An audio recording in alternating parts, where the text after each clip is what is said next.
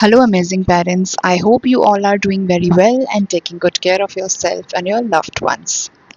आज का हमारा टॉपिक है एसओएस मेडिसिन्स, यानी कि वो मेडिसिन्स जो आपके पास हर वक्त अवेलेबल होनी चाहिए अगर आपका बच्चा छोटा है। तो मैं आपके साथ 6 कुछ ऐसे मेडिसिन्स शेयर करूंगी जो आपके पास अवेलेबल होने चाहिए।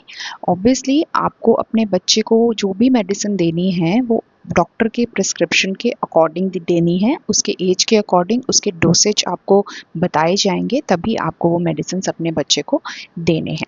तो चलिए वीडियो स्टार्ट करते हैं। ये मेडिसिन आपके पास हमेशा क्यों होने चाहिए?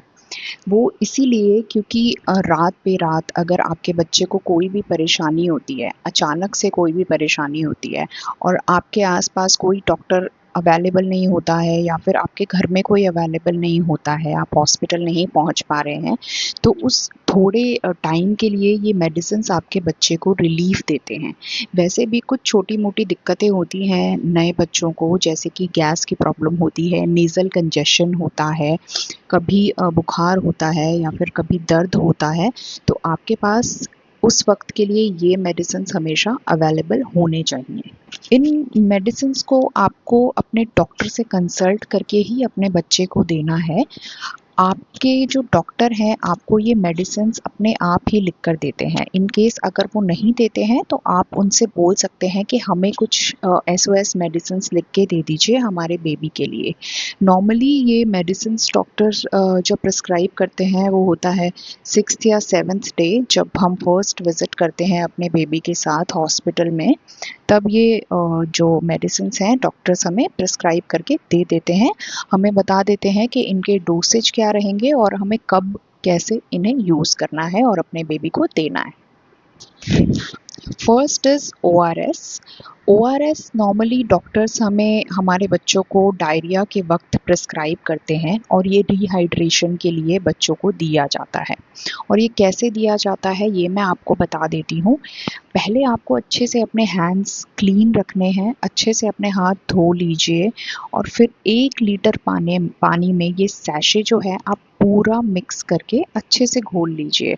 आपको आधा आधा करके पैकेट यूज़ नहीं करना है, या फिर आपने 2 चम्मच पाउडर ले लिया, थोड़े से पानी में डालकर अपने बेबी को दे दिया, बाकी का बचा लिया, आपको ऐसा नहीं करना है। इस तरीके से अगर आप ओआरएस अपने बच्चे को देंगे तो वो बहुत नुकसान कर जाएगा आपके बेबी को। जैसा कि मैंने आपको बताया कि ये रिहाइड्रेशन के लिए होता है, तो पानी में इसका जो डोसेज होता है, जो पाउडर होता है, हम उसी तरीके से बनाएंगे जिस तरीके से आपके जो बॉक्स पर या सैशे पर लिखा हुआ है। वहाँ पर सारे इंस्ट्रक्शंस लिखे होते हैं, वो आपको फॉलो करने हैं। तो आपको 1 लीटर पानी में एक बार में वो पूरा पैकेट घोल कर रख लेना है। आप 24 आवर्स तक उसे यूज़ कर सकते हैं, अपने बच्चे को पिला सकते हैं थोड़ा-थोड़ा करके, और 24 आवर्स के बाद वो जो घोल है आपको अपने बच्चे को नहीं देना है, आप उसे डिस्कार्ड कर दीजिए, आप उसे फेंक दीजिए। सेकंड नंबर पे है पीसीएम ड्रॉप्स, कैलपॉल ड्रॉप्स। ये आपको प्रिस्क्राइब करी जाती हैं। डॉक्टर्स आपको नॉर्मली ये तब देते हैं जब फर्स्ट वैक्सीनेशन हमारे बच्चे को लगता है। उस दौरान बच्चे को फ़ीवर भी आता है, उस दौरान बच्चे को पेन भी रहता है जहाँ पर उसे वैक्सीनेशन लगती है उस जगह पर। तो नॉर्मली डॉक्टर्स ये प्रिस्क्राइब तभी करते हैं, बट आप वैसे उससे पहले भी ये लेकर अपने पास रख सकते हैं। इसका भी जो डोसेज है वैसे तो इसके बॉक्स पे लिखा है, और इसका जो डोसेज हम देते हैं वो वेट के अकॉर्डिंग देते हैं बच्चे के। बट मैं आपको यही सजेस्ट करूँगी कि आपके डॉक्टर जितना आपको डोसेज बोलें, जितने इंटरवल्स में बोलें, आप उसी तरीके से दें। ये जो ड्रॉप्स हैं हम 6 से 8 घंटे में रिपीट करते हैं। एसओएस, एसओएस का मतलब है कि अगर आपके बच्चे को आपको लगता है कि फ़ीवर आ रहा है, आपने ये तभी देना है, अपने मन से आपको नहीं देना है। थर्ड नंबर पर आता है ये नेज़ोक्लियर ड्रॉप्स। नेज़ल ड्रॉप्स हैं ये स्प्रे भी हो सकता है। इसको यूज़ करने का तरीका मैं आपको बता देती हूँ, और क्यों इसे यूज़ करना है, कब यूज़ करना है वो मैं आपको बता देती हूँ। जो छोटे बच्चे होते हैं उनमें नेज़ल कंजेशन थोड़ा ज़्यादा हो जाता है, क्योंकि पॉल्यूशन आजकल इतना है, ऊपर से हम एसी चलाते हैं, वेदर भी आपको पता है कभी ठंडा है, कभी गर्म है, तो उस दौरान बच्चों को ये प्रॉब्लम्स होते हैं और उनका जो नेज़ल कंजेशन है उसकी वजह से उन्हें सोने में बहुत प्रॉब्लम होती है। तो छोटे बच्चों को हम ज़्यादा मेडिसिन्स नहीं दे सकते हैं। तो नॉर्मली जो डॉक्टर्स होते हैं वो यही बोलते हैं कि अगर उसे कफ भी है थोड़ा बहुत, या उसका नेज़ल एरिया क्लियर नहीं है, तो आप उसे ये ड्रॉप्स डालिए नाक में। और इसको डालने का जो तरीका होता है वो ये रहता है कि आप एक नाक में 1 से 2 बूंद डालिए बच्चे के। उसके बाद आप 5 मिनट के लिए वेट कीजिए। 5 मिनट के बाद आप दूसरी नोज़ में 1-2 ड्रॉप्स फिर से डालिए। आप एक साथ मत डालिए, ये बच्चे के लिए भी ठीक नहीं होता है, वो काफ़ी क्रैंकी हो जाते हैं और ये ब्लॉकेज भी कर देता है कभी-कभी। तो आप थोड़ा वेट करिए, थोड़े-थोड़े इंटरवल्स में एक नोज़ में डालिए, फिर 5 मिनट के बाद दूसरे नोज़ में 1-2 ड्रॉप्स ऐसे करके आप डाल सकते हैं। उसके बाद जो एक मेडिसिन है एसओएस जो आपको हमेशा अपने पास अवेलेबल रखनी है, वो है ये कॉलिकेट ड्रॉप्स। ये हमेशा आपके पास होने चाहिए, क्योंकि वैसे तो छोटे बच्चे हैं, हम उन्हें पूरी कोशिश करते हैं कि फ़ीड करने के बाद बर्प कराएँ, या फिर बोला जाता है कि अगर वो बर्प नहीं भी कर रहा है तो आपको 20 मिनट तक उसे कंधे पर रख कर सहलाना है, उसके बाद ही उसे सुलाना है। ऐसा हम सब कुछ फ़ॉलो करते हैं, बट फिर भी कभी-कभी बच्चे को गैस का प्रॉब्लम हो जाता है, कॉलिक बच्चे के अंदर बन जाता है। और ज़्यादातर मैंने जो नोटिस किया है वो ये किया है कि ये शाम के वक़्त ज़्यादा होता है।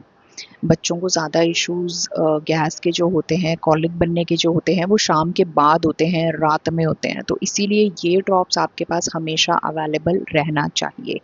और इसका जो डोसेज है वो इस पे लिखा है, मेंशन्ड है, इंस्ट्रक्शंस इस पे दिए हुए हैं। आप 5 to 10 drops 4 times in a day दे सकते हैं, 15 मिनट्स बिफोर फीड। या फिर आपको लग रहा है कि आपके बच्चा काफ़ी क्रैंकी हो रहा है और उसका पेट जो है बहुत टाइट है, उसका जो गैस है वो पास नहीं हो रहा है, तब भी आप उसको ये ड्रॉप्स 3 टू 4 ड्रॉप्स जो मैं देती थी अपने बेबी को, अगर ऐसा कुछ भी इशू आता था, तो आप ये उस तरीके से दे सकते हैं। बट आप कोशिश कीजिए कि आप इसकी रोज़ की आदत ना डालें। आप बच्चे को फ़ीड कराने के बाद अच्छे से बर्प कराएँ और फिर उसे सुलाएँ, तो इसकी ज़्यादा आपको ज़रूरत नहीं पड़ेगी। बट फिर भी ये कॉलिकेट ड्रॉप्स आपके पास हमेशा, जब आप ट्रैवल कर रहे हों या घर पे भी हों, हमेशा अवेलेबल होने चाहिए। नेक्स्ट है हाइकॉप ड्रॉप्स, जो कि मेरे बच्चे को, जब वो 1.5 महीने की थी, उसे हल्का कफ का प्रॉब्लम हो गया था, तो डॉक्टर ने मुझे ये ड्रॉप्स प्रिस्क्राइब किए थे। मैं आपको फिर से दिखा देती हूँ। इसका जो डोसेज मुझे बताया गया था वो 0.4 ml 2 times in a day देना है आपने अपने बच्चे को। बट आपको ये अवॉइड करना है, जैसे कि मैंने आपको बताया कि अगर हल्का कफ रहता है बच्चे में तो आपको नेज़ोक्लियर ड्रॉप्स ही यूज़ करने हैं। और ये हाइकॉप ड्रॉप्स आपको तब यूज़ करने हैं जब आपका डॉक्टर आपको प्रिस्क्राइब करेगा। ये मेरे पास अभी इसीलिए हमेशा अवेलेबल रहता है क्योंकि अब मेरे बेबी को हल्के से भी कफ का कुछ इशू आता है तो मैं ये उसे 1-2 बार 1-2 दिन तक दे देती हूँ, क्योंकि मेरे डॉक्टर ने ये उसे देने के लिए बोला है अगर उसे कुछ इशू आता है बीच-बीच में। लेकिन अगर ज़्यादा प्रॉब्लम होती है तो आपको डॉक्टर विज़िट करना ही करना है। नेक्स्ट आपके पास जो होना चाहिए वो होना चाहिए डे 1 से ये विटामिन D3 के ड्रॉप्स। ये आपको अपने बच्चे को डे 1 से 1 साल तक देना है। शुरू-शुरू में आपको ये 0.5 ml देना होता है अपने बच्चे को, और बाद में इसका डोसेज जो है वो 1 ml तक बढ़ जाता है, और 1 साल के बाद हम इसे देना बंद कर देते हैं। क्योंकि आजकल इतना धूप में ले जाने का सीन नहीं रहता है बच्चों को, सब इतने बिज़ी हो गए हैं, और स्टार्टिंग में आपको पता है कि जॉन्डिस के इश्यूज़ भी बच्चों में कितने आ जाते हैं। तो ये आपको डे 1 से अपने बच्चे को देना ही देना है, जिस तरीके से आपको डॉक्टर प्रिस्क्राइब करते हैं।